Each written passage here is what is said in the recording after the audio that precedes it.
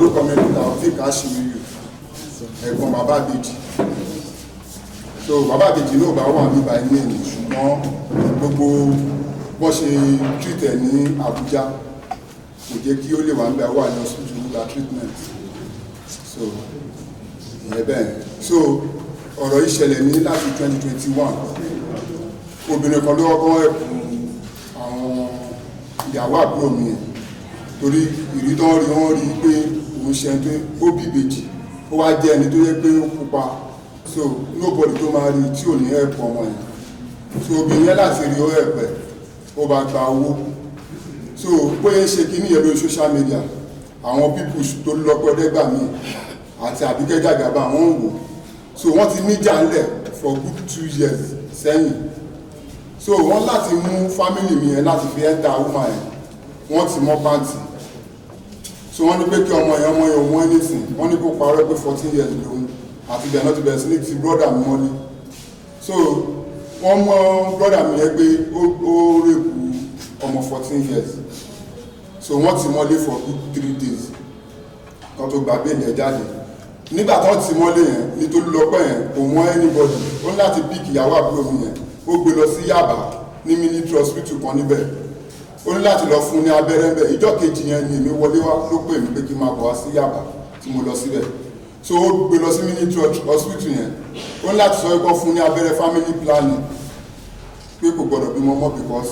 ọmọ yẹn sọ wípé mo ti bímọ mẹ́ta sí Ìbàdàn ọ̀ mẹ́rin sí Ìbàdàn torí ẹ̀dẹ̀ náà dẹ̀bi ti brọ́dà mi mọ́lé sí pàǹtì wípé 14 years ló mú so ìgbà tó ń fa ọ̀rọ̀ yẹn obìnrin tó ti mọ́lé pẹ̀lú ẹ̀ ìyẹn jẹ́ Alájà Jókòtadé ìyẹn ló ọkọ ẹ̀kún wọn so ìyẹn ìgbà tó fílẹ̀ pé kó lọ ṣe statement of account ẹ̀ wá ìgbà tó máa ṣe kò gbé wá sí pàǹtì ó gbé lọ sí zone 2 so owó tó gbà fún àwọn brọ́dà mi yẹn ó wà ní pàǹtì wọ́n láti gbé gbogbo exhibit yẹn wọ́n gbé lọ sí zone 2 láti settle case yẹn wọ́n ní pé kí ni mo fẹ́ mo ní pé mi ò fẹ́ kí anybody wọn kọ́ gbé ọmọ brother mi yẹn sórí social media wọn so wọ́n gbé owó wọn fún wọn bẹ̀ wípé kí everybody máa lọ kí Jókòtadé yẹn máa lọ yẹn Jókòtadé fi ọwọ́ bẹ̀ náà obìnrin torí lọ pé ẹ̀ẹ́dẹ́gbà mi yẹn ó sìn wọ́n délé lọ́jọ́ yẹn gáṣà wọn fọ̀rọ̀ gbòṣà ó fi informant sí gbogbo àdúgbò tí àwọn bàbá àbèjì àti àbèjì ilé so ìjọ tó fẹ́ wá gbé àwọn ọmọ ọbẹ̀jì tó jẹ́ pé kámàdára ló ìjọ tó fẹ́ wá gbé àwọn ọmọ ọbẹ̀jì yẹn informant yẹn ti ń pè wípé ó ti sọ fún ìyá àbèjì pé owó tó wà lọ́wọ́ ẹ̀yẹn òun ló ní wípé kò gbọ́dọ̀ jẹ́ kí ọkọ ẹ bá ná bẹ̀ so by the time tí ọkọ pẹ̀lú ìyàwó jọ ń dá ìgbé ó lè gbé ọmọ lọ sí ọ̀dọ̀ lọ́wọ́ síbí by 9 o'clock ọlọ́wọ́ síbí láti wọlé wá láti Ìkòròdú wá sí Ìgàndò so ìgbà tó dé Ìgàndò ní after 9 sí 9 yẹn ó pè mí èmi wà ní Atan mo ní kó máa lọ ilé kí ló ń wá ní area yẹn by that time òun gbé ní Ìkòròdú àwọn pípì mọ́ bá yẹn manage ara wọn kí ló ń wá bẹ̀ yẹn ó ní pé àwọn ará àdúgbò wọ́n pariwo ó tọ́kọ́ gbé ọmọ kan ó ń gbé lọ wọ́n lé mú ní bus stop pé gbọ́mọgbọ́mọ ni àwọn eré àyẹ̀ pariwo lé lórí pé gbọ́mọgbọ́mọ ibo ló ń gbé ọmọ ọlọ́mọ lọ ẹgẹ́ tẹ̀ wọ́n gba ọmọ yẹn lọ́wọ́ ẹ̀ ó plan pẹ̀lú ìyàwó yẹn pé kó ṣe bẹ́ẹ̀ ní pé òun dákú ó lọ sí police station Ìgàndò again ó lọ mú ọlọ́pàá wá àbúrò mi pariwo pé ò lè kó ọmọ òun lọ ó lè máa mú ìyàwó lọ pẹ̀lú owó ó lè gbé ọmọ òun lọ ó láti mú ọlọ́pàá wá ó wá fi mú àbúrò mi yẹn wọ́n ti mọ station bẹ́ẹ̀ ó gbé ìyàwó lọ pẹ̀lú ọmọ tí brọ́dà mi ti bí ó gbé wọn lọ sí Ìkòròdú táà mọ ilé ẹ̀ táà mọ anywhere ìyẹn tó lọ pé ọdẹ gbà mí ìgbà tó díjọ́ kejì tí mo débẹ̀ mo bá àbúrò mi nínú sẹ́ẹ̀ kí ló ń ṣe nínú sẹ́ẹ̀ ló ní torí lọ pé ọdẹ gbà mí ló ti òun mọ́lé for what ó ló fẹ́ gbé òun lọ́mọ lòun dẹ́ pé kó má gbé ọmọ òun lọ ló fi ti òun mọ́lé ókè mo pè é sísítà kí ló ṣẹlẹ̀ tó máa gbé ọmọ lọ ṣó wà nínú fámìlì wa ni ó lè mi bóun sọ̀rọ̀ ẹni à ó blọ́ọ̀kù nọ́mbà mi ibẹ̀ ni mo ti pe sista Dorcas wípé kọjọ kan ẹ̀kú mi wọ́n wà online jọ yẹn kí ní ẹ̀ ṣì wà rẹ́kọ̀dù wọ́n wà online mo pè wọ́n ẹjọ́ ẹ̀kú mi o wọ́n ti kó ọmọ àbúrò mi lọ wọ́n ti kó ẹ̀kú ọdí lọ àbúrò mi gan wà nínú sẹ́ẹ̀lì lọ́yẹ̀ pé kò sí wàhálà àwọn máa bá kéde fún àgbáyé. So 4 days làbúrò mi lò nínú cell ní Ìgàndì police station again ká tó ibi yọ jáde. Ó kó àwọn ọmọ obìnrin méjì tó ọkọ tó kú lọ ó kó wọn padà wá. So now láti gbà ó ti lọ yẹn àwọn bẹ̀rẹ̀ sí ní wà àwọn ń gbọ́ information pé ó fẹ́ kó àwọn ọmọ yẹn travel out. A lọ sí Lagos State Secretariat Aláùsá, a lọ sí Alágbọ̀n, a lọ sí zone 2. Alágbọ̀n bá fi fọ́tò àwọn ọmọ yẹn á sí station bẹ́ẹ̀ ìpé kọ́ bá kó àwọn ọmọ yẹn lọ. So a report sí Alágbọ̀n, Alágbọ̀n pé kò wá, ọmọ tí ń lo 2 months lọ́dọ̀ ẹ̀ ọ̀tìgbà tí ìyàwó yẹn torí lọ́mọ àlábúrò mi ti ṣiṣẹ́ àwọn tó lọ ń gbélẹ̀ wọ́n rí ìyàwó àbúrò mi pẹ̀lú ọmọ ẹ̀ ní Ìkòròdú. Ẹ tó ń wá lélẹ̀ náà wọ́n dé ọ́fíìsì wọ́n ṣàlàyé fún bọ́dà mi pé àwọn rí ìyàwó ẹ̀ níbi báyìí ní Ìkòròdú o. So ìyàwó náà ti ń pe ọkọ ẹ pé kó arẹ́sìkò ń kó mẹ́ẹ̀ ipe ó ní pé kó máa fọ ilé ajá tó lọ pẹ́ẹ́dẹ́gbà mi price ọmọ lọ́wọ́ ìyàwó àbúrò mi ó wà record ó price ẹ̀ lọ́wọ́ ẹ̀ ní 1 million. Ó ti ń gbé bèbí fún láti fi replace àwọn ọmọ ẹ̀. Ó ní sometime ó máa kó àwọn ọmọ ẹ̀ jáde nínú ilé tí ò ní gbé àwọn ọmọ ẹ̀ ṣe mọ̀mú lọ́wọ́ gbà ẹ̀ ó máa kó àwọn ọmọ ẹ̀ jáde nínú ilé kò ní mú òun jáde. So gbogbo àwọn kan yẹn ló fi wá ń pe ọkọ̀ ẹ̀ pé kó wá rescue àwọn kúrò ní ibẹ̀ yẹn kó tó di pé ọmọ ó máa lọ àwọn òní rí ọmọ wọn. Ìgbà tí brọ́dà mi lọ sí Ìkòròdú yẹn ó débẹ̀ ní ọwọ́ ọ̀rọ̀lẹ́ ló fi lọ. So àwọn aládùúgbò yẹn ti rí wọ́n ní pé wọ́n yẹ pé àwọn aládùúgbò yẹn gbé fún wọn pé Tolúlọpọ̀ Ọdẹ́gbà mi pé ẹni táwọn wòye ó dáa pé bàbá àbèjì ló wọlé sí àdúgbò ó ń láti pé àwọn OPC tó wà ní area yẹn pé kọ́ lọ bó wọn àtàgẹ̀. Àwọn OPC yẹn ní láti mú brọ́dà mi wọ́n nà ibi tó ti nà lọ́wọ́ wọn gún nínú báyìí ibi tó ti nà lọ́wọ́ ni ọ̀gá àwọn OPC yẹn ti wọlé wá pé ó wá jẹ́ni tó mọ̀ Sùrájù káká kí ló ṣe ń báyìí ó ní àwọn ipé wọ́n jí ọmọ òun àti ìyàwó òun gbé wá sí ibi báyìí lòun wá sí ibi ìkọ̀kọ̀ báyìí wọ́n jí ìyàwó pé kó máa wọlé àwọn ọmọ ẹ̀pẹ̀ wọ́n ní gbogbo wọnú márúwá náà fi lọ dráàgì lọ sí police station tó wà ní ẹ̀bà àwọn lọ́yà wa wọ́n lọ síbẹ̀. So nǹkan tí mo fẹ́ fàyọ́bẹ̀ ni pé 350 tí obìnrin tó fẹ́ kún ọkọ̀ gbà ó wà lọ́wọ́ Tolúlọpọ̀ Ọdẹ́gbà mi ó jí wọn gbé lọ for good 3 months táàfi rí àwọn ọmọ ẹ̀. So gbogbo ẹ̀rù tó wọ́n sẹ́ǹsì àwọn ọmọ ẹ̀ láti Amẹ́ríkà láti London ó wà lọ́dọ̀ Tolúlọpọ̀ Ọdẹ́gbà mi. Ìhòòhò ló ti àwọn bébì yẹn jáde síta ìhòòhò náà gbé àwọn bébì yẹn dé Alágbọ̀n ìhòòhò náà gbé wọn dé Alágbọ̀n ni Sister Dorcas tó ti raṣọ fún àwọn ọmọ yẹn ní ọjọ́ ẹ̀. So ìyẹn lọ bẹ́ẹ̀ eléyìí tó wá dàbí ọ̀rọ̀ kan fi arrest àbúrò mi lẹ́nu ọjọ́ mẹ́ta ìyàwó ẹ̀ ti bẹ̀rẹ̀ sí ní sick ó ti ń sick láti ó ti ń sick bí 1 month. Ó pe family ìyàwó pé ọmọ wọn sick àwọn family ìyàwó sọ pé àwọn ò fẹ́ anything àwọn fẹ́ gbọ́ anything nípa ọmọ yẹn torí wọ́n yé tẹ̀ àfi tán bá rí owó lọ́wọ́ ọmọ yẹn náà lè bá náà ìyẹn màmá Folúṣọ́ torí kò ní bàbá mọ́ màmá ẹ̀ ti lọ fi ọkọ mi. So à ń pè wọ́n èmi náà pè wọ́n personally pé ọmọ yín sick ẹjọ́ ẹ wá màmá ẹ̀ sọ pé èdè ó sọ òun jẹ lẹ́sẹ̀ òun ò ní lè wá kò sẹ́nìbọ̀dì tó lè wá òun fẹ́ kí ọmọ yẹn kú ní kó lè fi fa case. Òun ti gbà tí ọmọ yẹn wọ́n pe ẹ̀gbọ́n ẹ̀ pé Tolúlọpọ̀ Ọdẹ́gbà mi tí owó àwọn ọmọ tó wọ́n wà lọ́wọ́ ẹ̀ wọ́n láwọn bọ̀ àwọn gamblers bọ̀ láàlọ́dà àbúrò mi yẹn náà pé wọ́n láwọn gamblers bọ̀ 2 weeks tó kù tọmọ ẹ̀ ó kù 2 weeks tọmọ ẹ̀ máa kú náà ti ń pe ẹ̀gbọ́n ẹ̀ wà nobody àrí anybody until tí ọmọ yẹn wá kú ìjọ tọmọ yẹn kú ìjọ kejì ẹ̀ náà wá èmi náà wà bẹ́ẹ̀ yẹn ìjọ kejì. So gbogbo determination wọn gbogbo plan wọn lórí pé kọ́ gbé àwọn ọmọbejì yẹn ni láti ilẹ̀ lórí pé kọ́ gbé àwọn ọmọbejì yẹn. So ìjọ kejì tí ìyàwó yẹn kú èmi lọ síbẹ̀ gbà tí mo débẹ̀ ọkọ ṣàlàyé bí ó ṣe rìn yẹn fún mi pé ó kú sí hospital ní onípàn bíbá yìí. So mọ́ṣúárì ibẹ̀ náà dẹ̀ ni wọ́n gbé sí òkè mo ló fàn ìyẹn ti ẹ̀dá bẹ́ẹ̀ tó jẹ́ pé hospital ló kú sí. So àwọn fámìlì ìyàwó sápá àwọn ń bọ̀ mo dúró dè wọ́n títí di after 6. So so ìgbà tó di after 16 rí wọn mo kó àwọn ọmọ ìbejì yẹn kó mbẹ so mo kó àwọn ọmọ ìbejì yẹn kó mbẹ mo kó wọn lọ so mo kó àwọn ọmọ ìbejì yẹn mo kó wọn lọ dídò pé mi ò mọ̀ pé àwọn bọ̀bọ̀ tó ń bọ̀ yẹn tó jẹ́ brọ́dà sí ìyàwó àbúrò mi yẹn ó ti lọ sí for police station ti lọ report torí Ṣẹ́gun yẹn ó ṣiṣẹ́ fún Folú tó lọ́kọ́ dẹ́gbà mi ó ṣiṣẹ́ pẹ̀lú ẹ̀ torí pọ́ ti promise ẹ̀ nípa àwọn fẹ́ ràn ní London that is why tó fi ń ṣiṣẹ́ pẹ̀lú wọn tó ti yé so ìgbà tó wá lọ tó dé ní alẹ́ ẹjọ́ kejì tí ìyàwó yẹn kú ó rí ó débẹ̀ àwọn ọmọ yẹn lọ́kọ́ béèrè tí ò rí àwọn ọmọ yẹn ó ní láti go back to police station ó lọ mọ ọlọ́pàá mẹ́ta wá láti wá gbé brọ́dà mi gbà tán gbé lọ sí station wọ́n á pè pé kí ló dé tó fọlọ́pàá mo ṣe bá díjọ́ sọ̀rọ̀ why ó ní pé tẹ́yìn bá dé station máa lọ mọ ọkọ̀ tó ń ṣẹlẹ̀ ìyẹn ní ọjọ́ kejì ìjọ tí ó fọlọ́pàá mu yẹn wọ́n á ní òun kọ́ sóhun ṣì wà ní Ifọ̀ police station àbíbáwò ó lóun ti lọ sí Ìbàdàn láti tó ti jíṣẹ́ tán ràn so ìgbà tó díjọ́ kejì ẹ̀ ní Tolúlọpẹ́ Ọdẹ́gbàmí wọlé síbẹ̀ yẹn ó ní ọgbọ́dọ̀ gba béèlì ẹ̀ ló lọ́ rìn ní pé wọ́n gbé lọ sí Àbújá mi mọ́ interest Tolúlọpẹ́ Ọdẹ́gbàmí lórí fámìlì mi ó fi fámìlì mi wọ́n fi ń bára wọn jà torí ìjà wọ́n ti ń jàjà wọn ti pẹ́ kó tó di pé àbúrò mi fẹ́ ya bìdìdì pé kó máa bí bèjì so ó ń wò wípé weekend point láti máa fi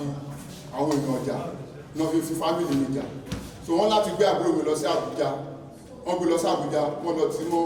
Maitama police station bẹ̀ wọ́n kàn jù síbẹ̀ wọ́n kàn dọ́pẹ̀ síbẹ̀ so ó ròyìn gbogbo sọ́fà tó sọ́fà orí ìkúnlẹ̀ bá lọ́kùn òun wà sẹ́ẹ̀lì yẹn ó ní kò tóbi rárá àwọn dẹ̀pọ̀ ń bẹ̀ kò sáyà ti sùn orí ìjókòó lòun wà áìdà kí yẹn dúró àdúgbò kó wà lórí ìjókòó òun wá síbẹ̀ so mi mọ́ interest lórí family mi láti máa family mi bá báyàn jà family mi báyàn jà ó fi àwọn ọmọ ìbejì yẹn mi mọ́kọ́ tó fẹ́ gbà lórí àwọn ọmọ ìbejì ẹjọ́ tó lọ lọ́n kọ́mọ Nàìjíríà kí ẹjọ́ kẹgbà mi kẹ ṣàánú mi àdónú mi mọ́kọ́ tó mi mọ́ interest nínú family mi láti máa family mi máa bá ara wọn jà kó wá explain bí bàbá ìbejì ó ní bàbá ìbejì àti sister Dorcas ló jọ pa ìyàwó ẹ̀ sister Dorcas tó dẹ̀ ń ràn wọ́n lọ́wọ́ tó fún wọn nílé ní ìfọ̀nbẹ̀ yẹn láti máa gbé London ló wà kò sí Nàìjíríà kò fojú rí báyìí kò rí wọn rí báyìí for one day bàbá ìbejì for today ilé ní ìtòmọ̀ kò tí ì fojú rí sister Dorcas lójú báyìí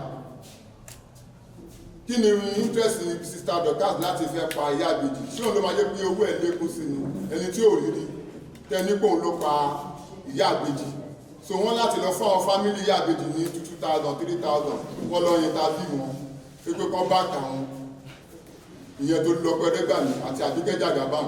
pípẹ́ kán bá kà wọn láti jẹ́ káwọn kí ẹsẹ̀ àwọn dúró lórí kéèsì yẹn láti win ní kéèsì wọ́n láti máa sọ nínú fídíò pé àwọn máa gba ọmọ ìbejì yẹn gangan ní interest wọn mi mọ plan wọn lórí family mi so kí ẹ gbà kí ọmọ Nàìjíríà kí wọ́n jọ kí wọ́n ṣàánú mi kọ́ gbà mí ìyá yóò gbọ́dọ̀ jẹ family mi gbé ìgbà tó calculate ìjọ tí ọmọkùnrin yẹn fi wà nínú sẹ́ẹ̀ ló jẹ́ 80 days 80 days.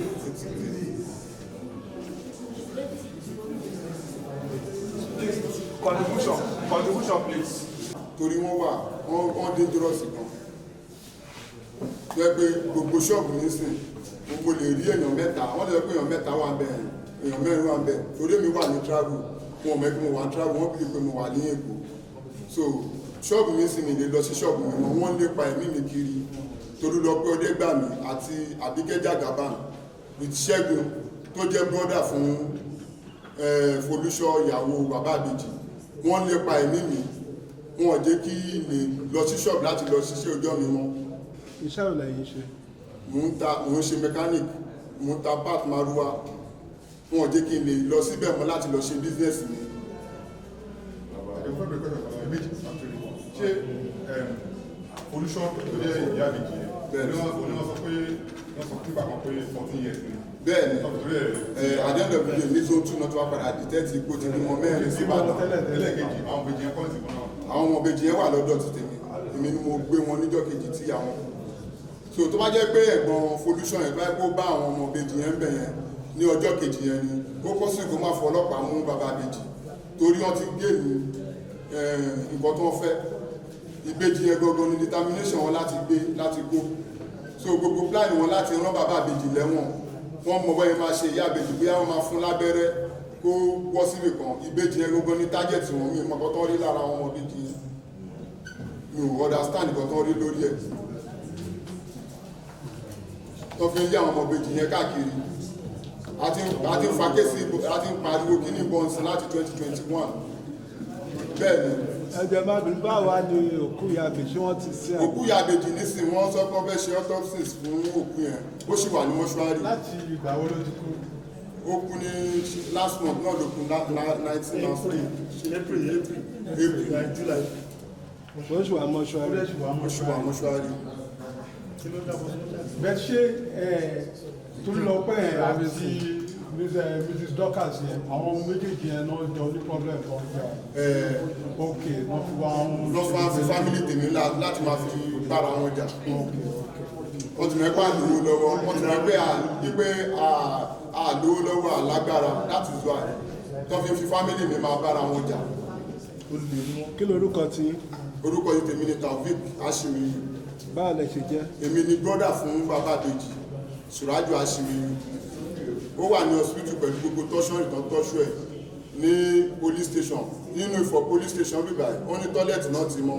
ìgbà tó máa yọ jáde wọn lè jẹ́ kí kò lè wọ aṣọ yẹn tẹ̀lé àwọn ọlọ́pàá yẹn ọlọ́pàá kan ló fún ní ẹ̀wù láti wọ̀ ìgbà tó máa jáde ní Maitama police station náà mo wà ń bẹ̀ ìgbà tó máa jáde ń bẹ̀ náà ṣòkòtò ẹ ti ya wọ́n bẹ̀ yẹn ọlọ́pàá kan ló fún ní bàtà kó wọ̀ jáde kó bẹ̀ ní gbogbo tọ́ṣọ̀ tó ń tọ́ṣù ẹ̀ pẹ̀lú nǹkan tó fojú ẹ̀ rí so ẹjọ́ tó rọ̀nà ìṣàánú mi wọ́n lépa ẹ̀mí mi ẹjọ́ ẹgbà mí o ẹgbà wa o ẹgbà fámìlì wa lọ́wọ́ Tolúlọpẹ́ ọdẹ́gbà mi àti Àbíkẹ́ Bàṣírá kìíní kan Bàṣírá Tolúlọpẹ́ lórúkọ ẹ̀ Àbíkẹ́ Jàgàbá alias Àbíkẹ́ Jàgàbá ìyẹn wà London wọ́n tọ́kọ̀ náà ti wà lé. We demand to know the process, method and duration of serving a suspect within the state or outside the state or outside the country a police invitation letter before such person can be declared wanted. We demand in the interest of public interest, the Nigerian Police Force through the Office of the Force Public Relations Officer should address and enlighten Nigerians the process, then what one will do that can lead to him or her being declared wanted.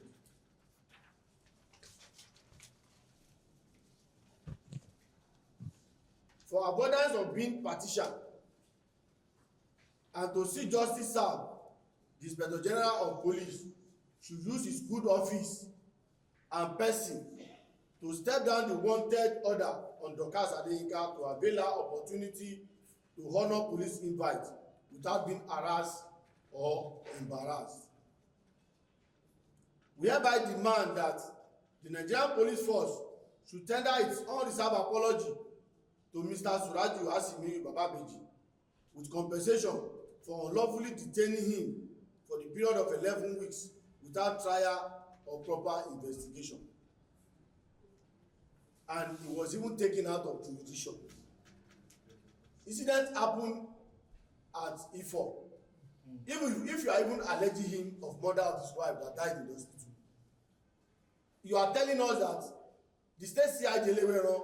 is not capable. And in any murder case, it's an homicide case. When anybody is being alleged of murder, the suspect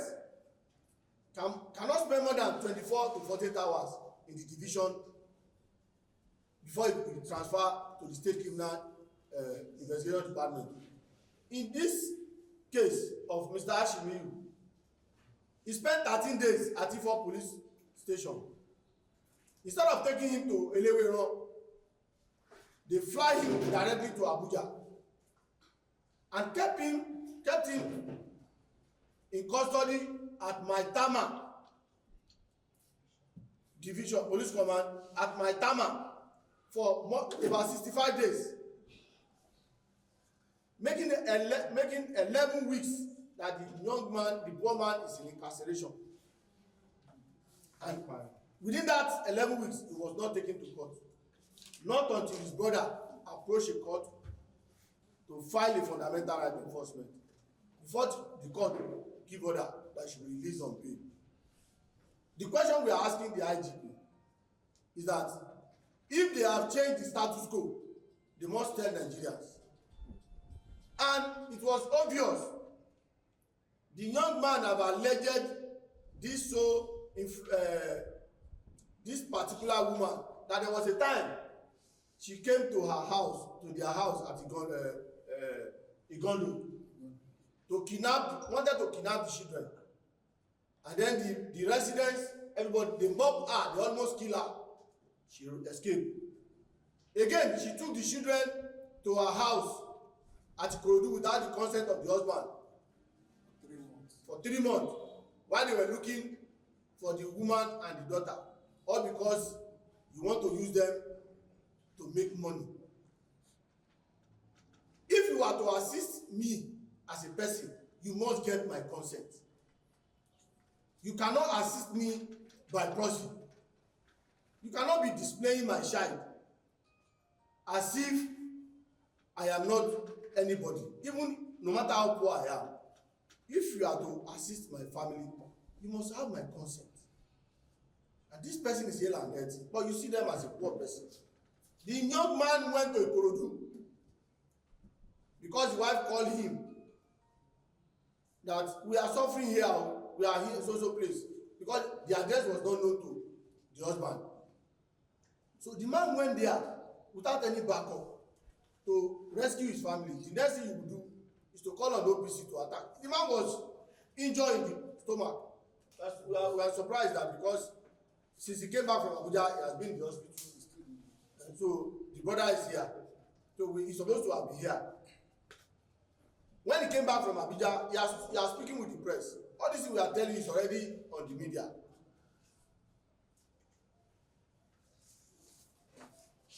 On the last note, we therefore use this medium in appreciating all the human rights lawyers for their efforts so far in giving hope to the hopeless, being the voice for the voiceless, and always stood for the indigent, starting from our own authority himself. We call him authority. Mr. Femi Falana, SAN, Mr. Ebumolu Adegborougha, SAN, Mr. Olumide Fusika, SAN, Barrister Osage Obayuwana, Barrister Olasupo Ojo, Barrister Olalekan Mati, Barrister Pelumi Olajengbesi, the man that just assisted the victim to escape the police intimidation. Barrister Sarah Ene Unobi, the powerful woman, Barrister Taiwo Azan Bello, Femi Onifade, and host of others. We pray that the Almighty God, in His infinite mercy, shall continue to bless you, guide and protect you in all your endeavor, and you shall all live to witness the Nigeria of our dream, where rule of law will be upheld, that the indigent innocent will no longer suffer unjustly for an offense they did not commit. And Luther continue. God bless the human rights community. God bless the people.